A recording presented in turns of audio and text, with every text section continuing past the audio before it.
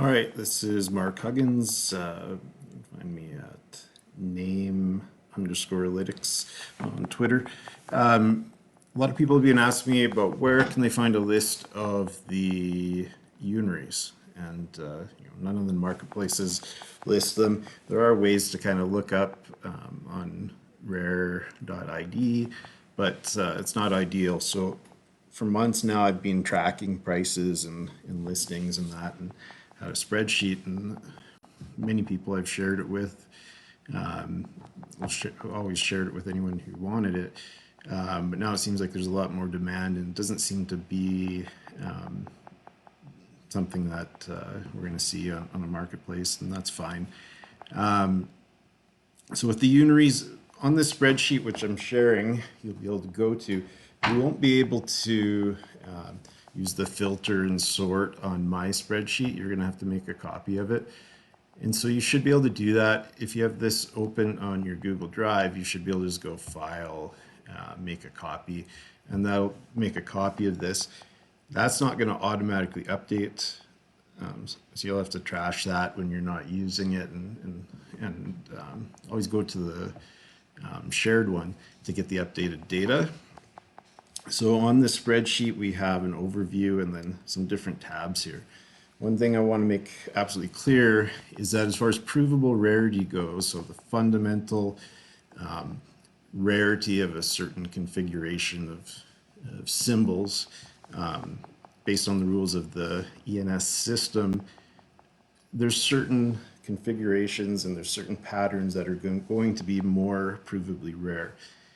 The most rare, like the ones that have the smallest supply of any patterns, is going to be the unaries. They're always going to be 1 of 10 supply of any configuration.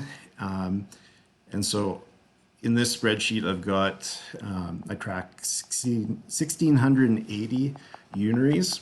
Okay, and so that covers all of the unaries up to a length of 8 characters, and all of the palindromes up to a length of 12. Why did I stop there? That's something to get into another video.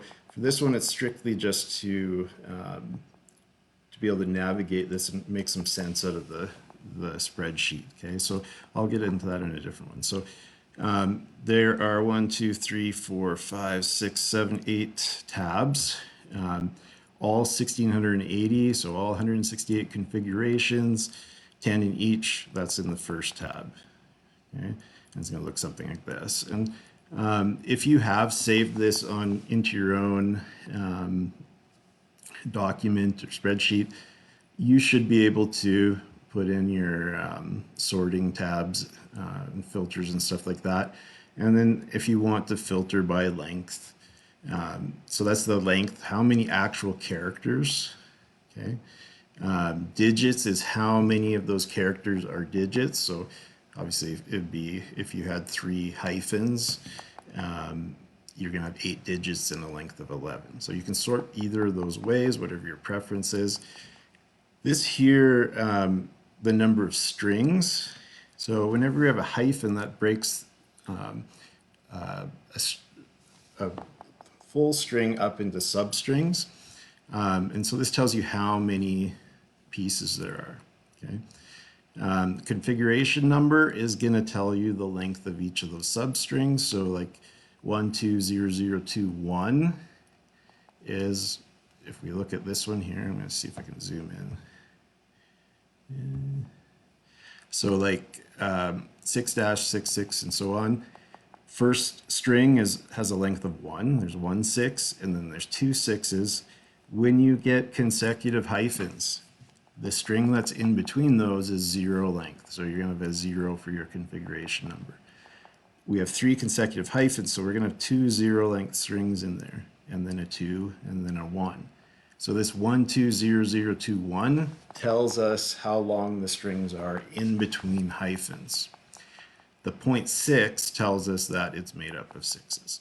And so there's going to be 10 of each of these configurations. It just helps us for sorting purposes to record them this way.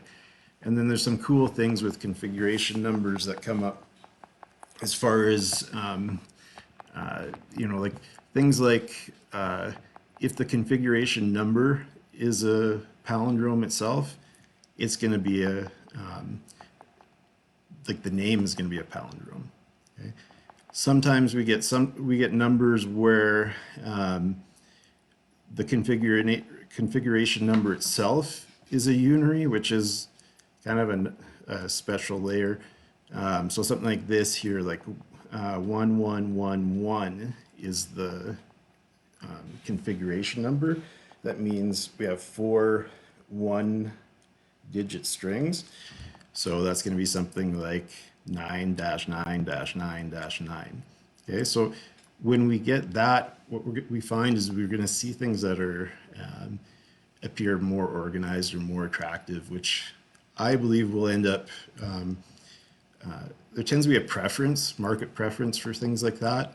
So when you look at like 9-9-9-9 or even like 6-66-6, we've got a palindrome configuration number. When those numbers are very close together and there's not very many of them, we're going to see something that looks quote unquote clean to a lot of people's eyes. Okay, so things like 131. When you get more than 3 in a row, 3 digits in a row, it seems to get to be harder to like just look at and know exactly what you're seeing, and you usually have to break things up. So something like configuration 222, the 77-77-77, I can look at that and I see 3 sets of 2 sevens. If I go to something longer, like 262.7, I got to take a second. I got 2, and then I've got, when we get up to 6 of anything, that's at the upper limit of what we can recognize just on sight. So that's where things start getting, when we look at them, they don't look as simple or as balanced or clean or whatever you want to call it. So there's some actual factors that have to do with the way our brain processes patterns that we can't look at a pile of 8 things or 7 things or 9 things and go, oh, that's 9 candies or whatever. We have to break it up into chunks and add them up. With 6 of something, we can look at it and say, oh, that's 6 of it without counting any up.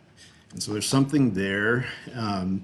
It's got nothing to do with rarity per se, but it might be something that's going to point towards ones which are going to be generally more attractive to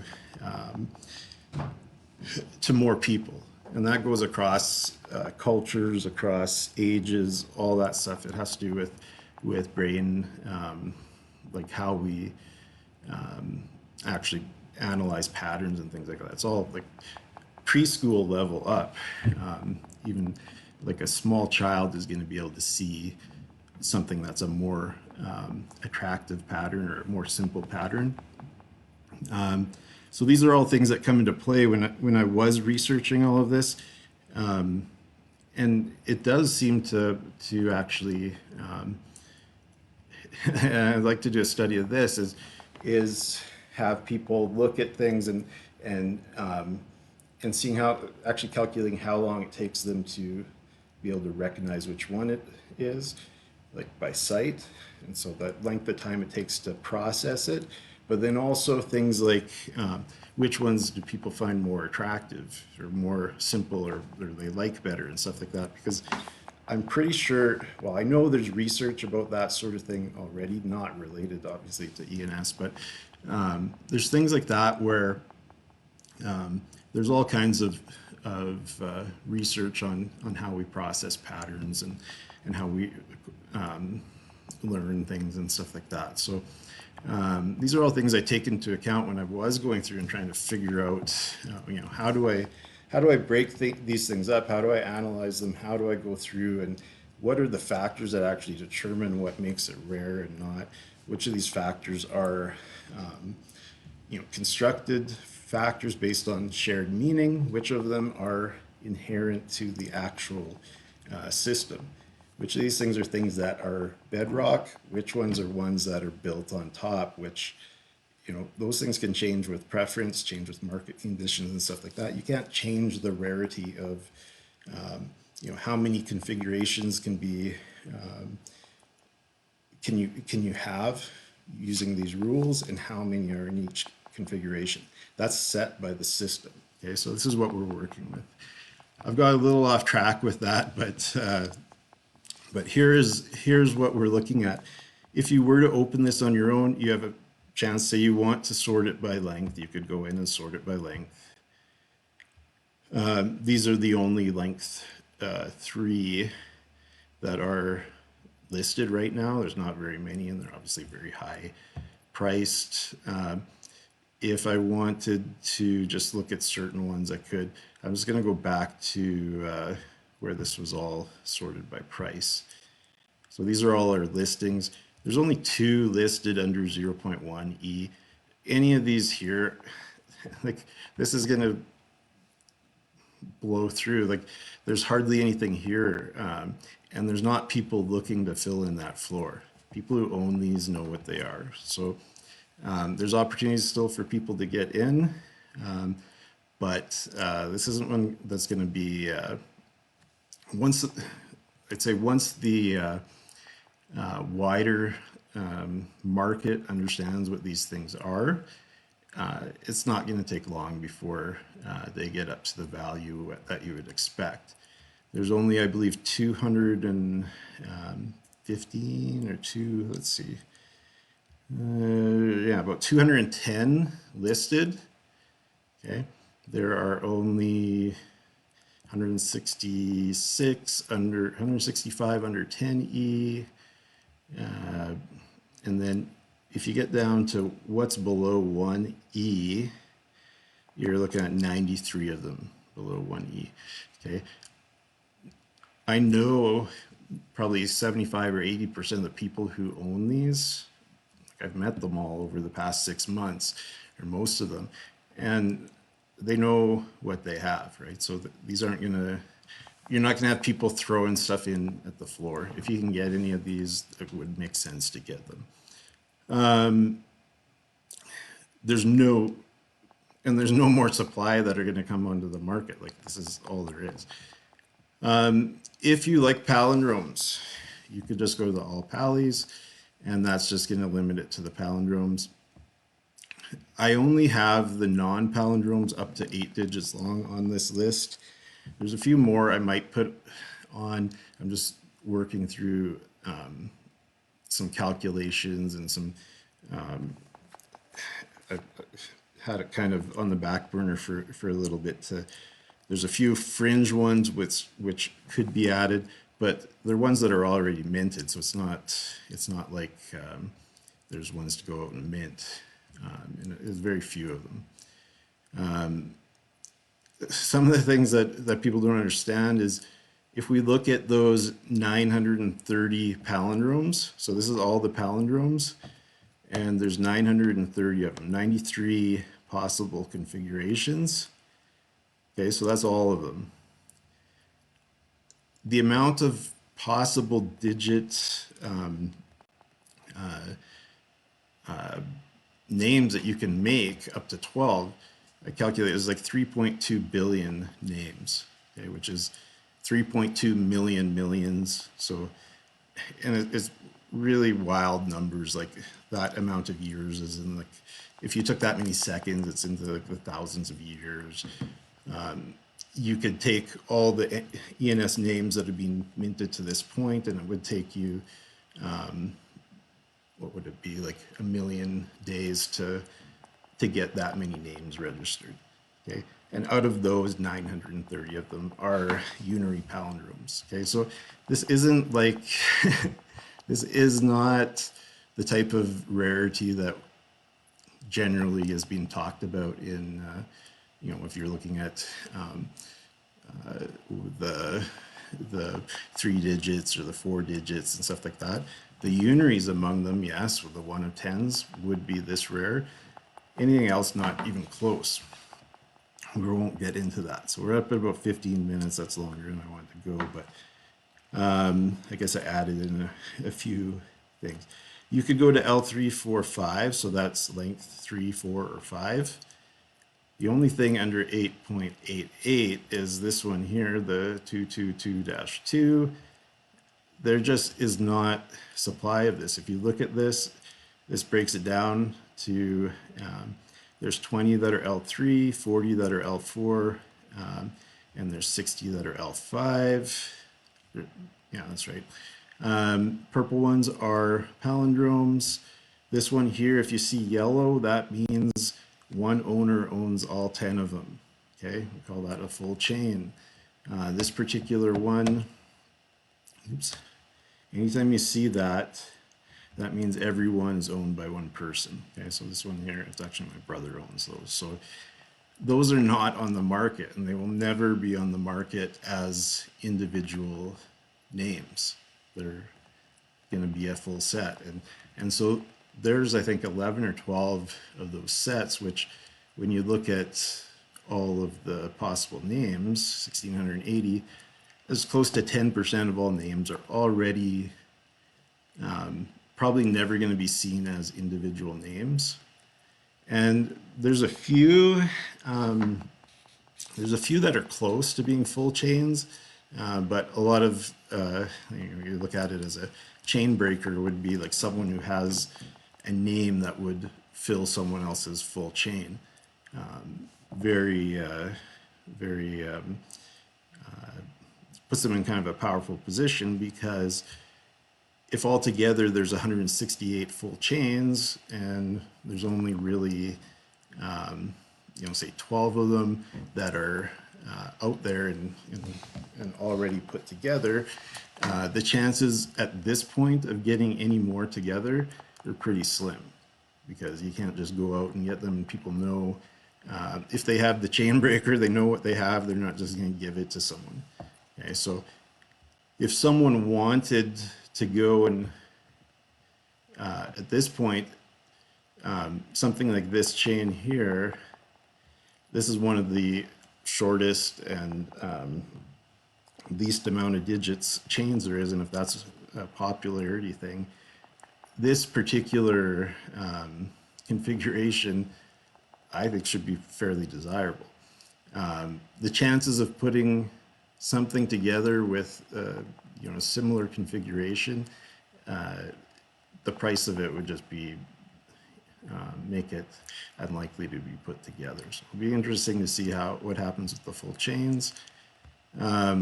The 3, 4, 5 digit palindromes, there are 1, 2, 3. There's 70 of those, so 7 configurations. Already you're looking at you're going to be looking at 10E to get into something like that. Some of these, like the double hyphen and the single hyphen, those particular configurations, there are some characteristics of those that someone could look at and go, well, this is provably a special set of 2 configurations, because there is a hard cap on how many 2-digit unaries you can make, because you can't make any other ones in these, because you're going to end up with a third hyphen in the middle, and it's going to become a invalid name, because you can't have hyphens in the 3, 4 position. So that's the one, like the 2 digits are the only ones that have that hard cap. Anything else, because you put a third digit in there, you can always put an extra hyphen in after, like between the second and third digit, and make another configuration. And so there is less 2-digit configurations than any other. Whether someone wants to interpret that as being rare, it's not. Yeah, it's not inherently rarer.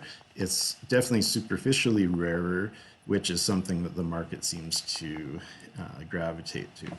Okay. L6, so that's things that are 6 length. both the 3-digit ones are in full chains, so you're not going to see any of those available. I can't remember who has those. I know I've got one or two somewhere. I don't keep I have a hard time keeping track of my stuff. I'm busier doing the looking up prices and doing other stuff. But anyway, so there's 120 total of these.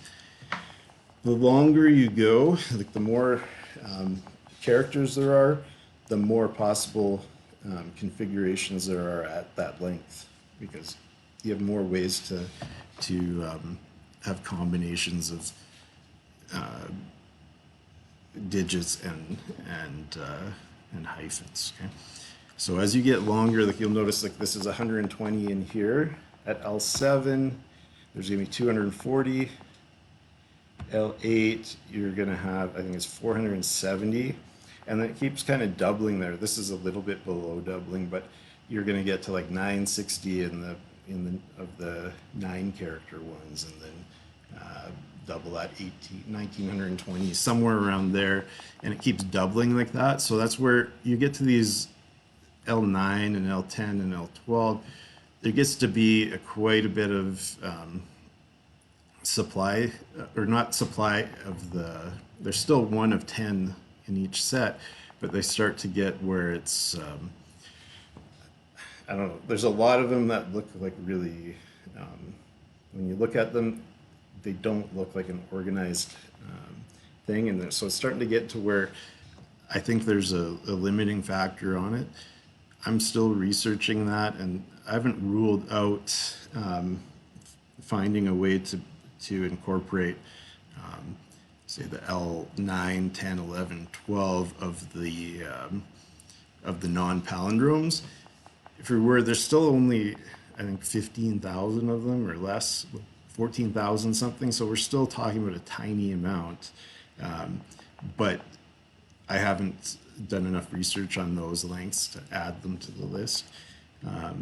And I take it pretty seriously about, like, I'm not just looking to make a category or club or something. This is actually like my academic research that I'm doing. So I have no interest in in that kind of the market side or marketing and branding and that sort of thing. It's educational research, right? So that gives us L8, palindromes, 6, 7, 8, nothing under 1. Those are great ones because people love palindromes. Not very many listed at all. I think we got about 30. Okay, and we get into some pretty hefty prices on some of them. And so that's all the ways I have it broken down. You can really break it down any way you want. The thing is, for those of you that are new to Unaries,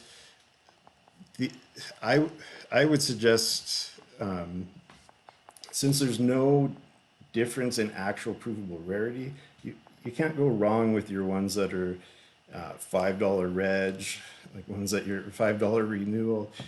Anything you can get cheap right now, it's not going to go down in price. You're still getting in really, really early, as far as I would assume, based on my watching the markets over the last 6 months, seeing how things have gone. I'm not expecting anything to get refilled basically under, you might see a few refills in at 0.5, but if anything, I think you're going to see if these 0.1s start going, I think you're going to start seeing the 0.2s and 0.3s and 5s start getting pulled or listed higher. I don't think you're going to see many people watch the floor start flying and just leave stuff there for people to take, because there's very few in there. Judging by who owns what and what I know of people, I don't see people looking to get rid of these, especially the ones with a $5 overhead that they minted them and have nothing overhead to it. Like, they don't have anything invested in other than the $5. They're not going to just throw away something for 150 $150. Right now, if you're able to get any of these, I didn't leave any down at that price, so I would suggest those are the ones to start with. If you do, if you're looking to make a big splash, or you like short digits, these are obviously like they're eights for one thing. A person could get both of them and have both of these as a set, basically. I think that those there, to me, if I was someone who was going to, say I was getting out of, say I had a floor 3 digit and I was going to sell it, and I got, 18E for it, I would take these in a heartbeat because they're way below what I figure that they'll go. And there's just nothing here. No one is going to throw anything in here at 10E again. There's no way. We're just not seeing it. And so that would be something if I was in that range of an investor. But really, anything you can get your hands on, I would say makes sense to get. I don't see any way that the floor, and the floor is applicable here because it is a uniform set. It's not an arbitrary set with a bunch of different rarity levels in it. It's a uniform set as far as rarity goes. The floor is relevant because really all of these, as far as provable rarity go, have equal provable rarity. So there's no real subfloors in there in terms of provable rarity. Will they all stay that way? Time will tell.